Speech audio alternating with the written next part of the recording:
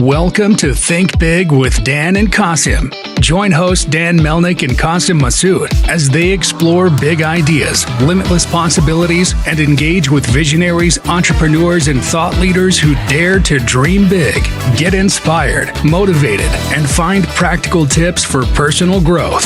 Think big, dream bigger, and ignite your potential. All right, welcome to Think Big with Dan and Qasim. And if you want to go ahead and introduce yourself, tell us where you live and what you do for a living. Hi there, my name is Denise Doherty, and I'm the founder of Bisou Bisou Skin, and I'm calling in today from Seattle, Washington. Awesome. So can you just tell me more about your company, like what it does exactly and how you got the idea for it? Fantastic. So I am a licensed master esthetician in the state of Washington. So I have a background in skincare, and I worked in a lot of spas. I opened some spas here in the Seattle area. And I just kind of realized there was a lot of waste in skincare in the beauty space, as we all can imagine. So I was looking to make an impact. And, I saw the very popularity. You go into the store and there's walls and walls of all these sheet masks that are very popular. And I was looking at the packaging, and they have an outer bag of the packaging. The sheet mask has a packaging, and the sheet mask itself, and they're all single-use products. So I was just thinking that we could do better. So that's kind of how I came up with my hero product, the Naked Sheet Mask. And I just feel like if we all make a little change, we all can have a great impact. Like, were the spas your first customers? You said that you had spas, right, that you were working with. Or that I worked at spas, and unfortunately they didn't carry my brand, but I learned a lot about skincare and what people's different needs are, and just kind of addressing, just some of the waste that I saw, in the treatment room. So that was something that was a big concern. So in terms of your product today, like, where is your business mostly? Is it more like more retail, direct to consumer, Amazon? What does that look like? Very good. So very e-commerce DTC at this point. I am in a couple of locations in the Seattle area. Amazon is an interesting topic, especially being in the Seattle area. Correct. Where I am, of course. Yeah. So right now I'm not on Amazon, but the world is always changing and evolving, so we're doing what we can. So yeah, right now chiefly DTC, and then e-commerce, and then in some couple local retail spaces here in the Seattle area. For sure. So in terms of e-commerce, like, how have you scaled up this business? Like, have you done like meta ads, TikTok? Like, what has been your strategy? Yeah, all of the above, right? So yeah, definitely done some meta ads. So of course that's Facebook and Instagram, TikTok. I am on TikTok Shop, so that's an avenue there. Newer there, so that's kind of a newer, app or platform that I'm working towards there. So there's a lot of potential there, as I think we all can realize. And so yeah, so I do run some ads there. Very UGC. I'm working with some micro influencers and things like that to get UGC content creation, which I think has been really successful. Awesome. So in terms of your customers, let's just talk about like, who is an ideal customer for your products? Yeah, very good. So, we can start kind of large up here and be like, anyone who's kind of interested about skincare, interested in the environment. My product, the glass, is actually recycled glass. Even the dropper is made from PCR, post-consumer recycled material. So everything is very thoughtful when it comes to that. So people that are concerned about their skin, the environment, and then you can kind of funnel down to, professional people that spend the time in doing these things. So it's really targeting people who are concerned about their skin and the environment. For sure. But is it like a certain age demographic or regional, like, like that you're based in Seattle and you have some local customers, but really, I guess, like, where are most of your customers located? Are they like a certain age, gender? What does that look like? For sure. Yeah. So most of them are majority of females, about 24 to 34 females is about 80%. I do have about 20% male, which is delightful.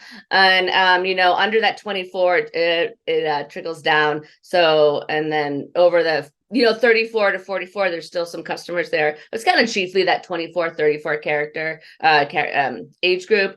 About locally, regionally, I've done that on purpose. Start small, start my own region. I give back to a local nonprofit here Puget Sound keeper. So really hyper local at this point. So local people in the Puget Sound and then in the Pacific Northwest. Awesome. So obviously now we're wrapping up Q1 of 2024. So for 2024 to be successful for you, what are some of your biggest goals and objectives for this year? That's great. So the biggest goals is obviously, I, would like to grow, 20%, in Q2 and, and get into more retail space. Oh, actually get into more things that's coming around is like subscription boxes. I feel like there's a place here. And so I'm working towards that and getting into that. So getting some more retail space. And I think subscription boxes would be in the bigger sense, kind of a retail space. So yeah, that's where the goal for Q2 would be growth, DTC, e-commerce, 20%,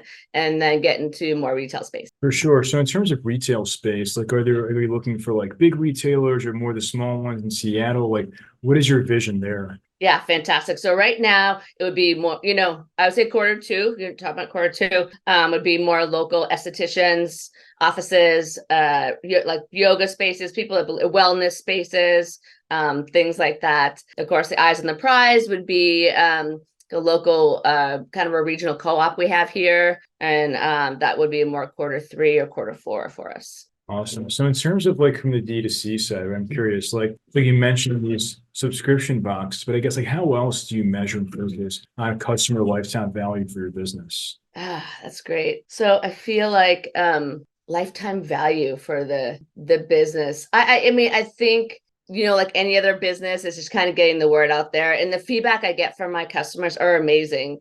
I had people that they're like, this is or this is the only thing that works on my skin and it helps my skin. So there is that product value. And that's why I think it will grow. I think the subscription boxes could kind of be like a gateway for people, you give it as a gift and then that person comes back as a repeat buyer. For sure. So like, your vision and your strategy is like, hey, like try this product, see how you feel. And then once they try it, they'll keep, coming back and buying it because like it is such a great product. The ingredients are clean, all these things. So it's more so just getting them to try the product and then going from there. 100%. Yeah. Skincare.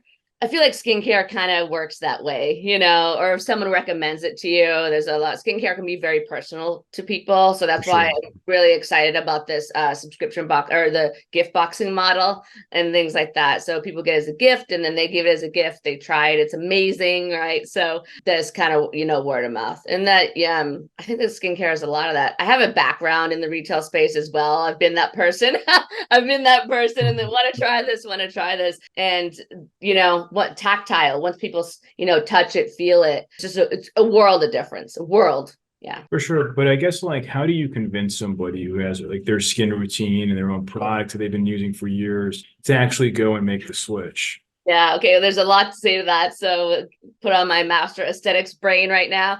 Yeah, you definitely have to change your skincare product as time passes. It's not something your skin changes, even seasonally. We would always talk about that. The winter, you might be more dry. You might need to add something, and that which is perfect for the naked sheet mask, my product to come in, because you can use it as like a mask, like a treatment. You can use it a couple times a week if you want that extra, hydration and pop. You can use it daily. You can use it as a tiny little amount and use it as a serum. So there's definitely a need to update your skincare. A lot of skincare enthusiasts, I think, try different things. But yeah, so there's definitely your time to update your products. And also the sheet mask is also great for like travel. So it's kind of a way to get people in there. It can be like a one and done. I've had people share with me that they're going on a quick weekender and they throw it in there and that's all they need. So getting people to update their skincare is definitely important. I think a lot of people are down to do it though. For sure. But you're saying that your product adds the most value in times when their skin is dry, like in the wintertime, things like that. Yeah, exactly. You can do that, or people,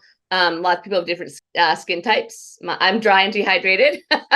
So I always want to get some hydration in my skin. So yeah, people can use it in that winter to update their skincare, or just kind of use it just like daily, like a little serum and stuff like that too. For sure. Like, are you planning on making more products? Like, what is, I guess, like your vision for Yeah, I know. I get that a lot.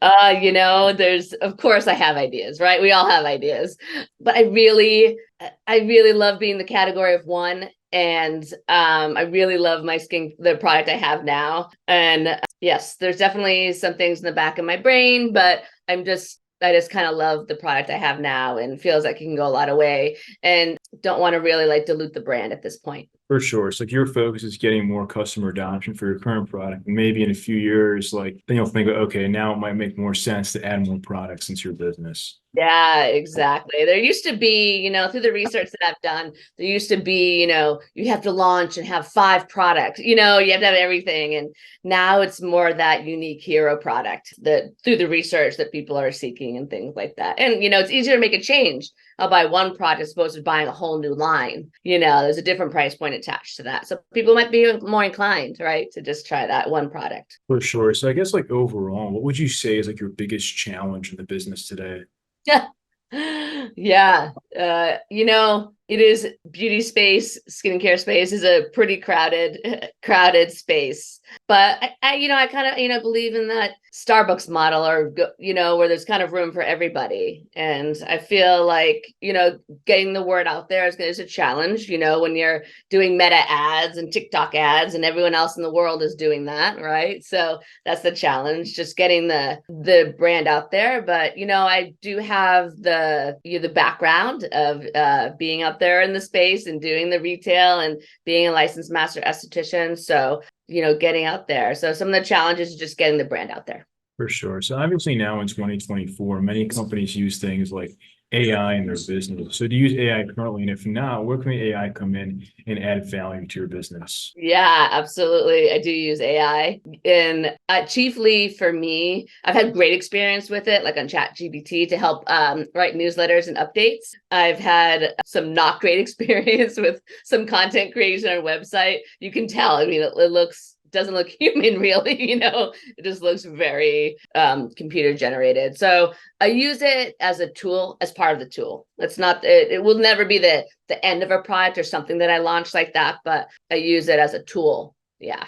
For sure. Like, have you thought about using it like for a chat to help your customers, learn more about your product if they come onto your website, things like that? Yeah, I do have something like that on the website, actually. I have Awesome. it's an app. I think it's really cool. They can, so it's more automated than it's not really AI. It's more of an app, but people can come in and it's a pop-up and they can learn about the brand, and then they get a discount. They can if they want to move on, they can get up to, I think I have it set up to about a 15% discount. And then, I maybe get their contact information and then they're on board with the newsletter. So I use that capacity, not a traditional like chat, with an FAQ, things like that. I don't particularly love those. So this one I do really like. And it's been, I think I've gained a lot of customers from it. So.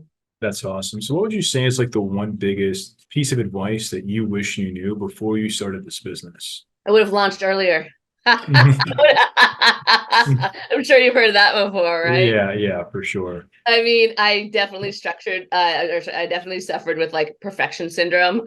Definitely. So I worked on the brand for about a year before I launched, which is, fine. But I would have launched earlier. I would have talked, and I would have launched earlier and would have been more open about what I was doing. I kept it very close to the vest. I was Sarah Blakely, the founder of Spanx, who I adore. She was like, "Oh, I worked on my product for 2 years and didn't tell everybody," which worked great for her, right? She's a billionaire. But I feel like I wish I would have started talking about my journey when I started there and in online. When did you start the business and what year? So 2 years ago was Okay. when I started. So, Yeah. So you wish that you would have started 1 year earlier or even sooner than that? Yeah, 1 year. I thought about a skincare brand like 6 or 7 years ago. Okay. So and then life happens. Yeah, I would have launched early, but I definitely would have launched. I would have talked about it, been more vocal about it on social media instead of keeping it so close to the vest and just here. Yeah, that would be my. I wish I did launched earlier and launched socials earlier. For sure. Yeah. So if we're going to have this conversation again in 1 year from now, where do you see things going for your business? Oh, I love it. So more growth, more e-commerce growth, and definitely I feel like this summer I'm going to do a lot more in-person events. I'm pretty strategic about that. There's a lot, as we all know, there's a lot of, pop-up and festivals and those kind of things that happen in the summer. Mine's really targeted to my customer, go to their space. So sustainable events, Earth Day's coming up and things like that. So yeah, I definitely see the growth in person for me. And like I said, that tactile and getting that out there, growth in a year from now in more retail spaces. So yeah, just overall growth for that. And I think doing the markets in person will help my brand a lot. Awesome. So if somebody watching this wanted to reach out to you, do you mind sharing your website or social media handle? I guess best ways to get in contact. For sure. So you can reach me at bisoubisouskin.com on Instagram and TikTok. And my website is bisoubisous.skin.com. And I'll spell that really quickly. BISOU skin, SKIN.com. And it's French for kiss, kiss. It's an ode to the French are the grandmothers of skincare, American skincare, and an ode to my Acadian French, which are French people from the maritime regions of Canada. Awesome. Well, Denise, thank you so much for your time today, and we're rooting for you. Thank you, Dan. Thank you so much. I really appreciate it. Of course. Thank you. All right. Bye.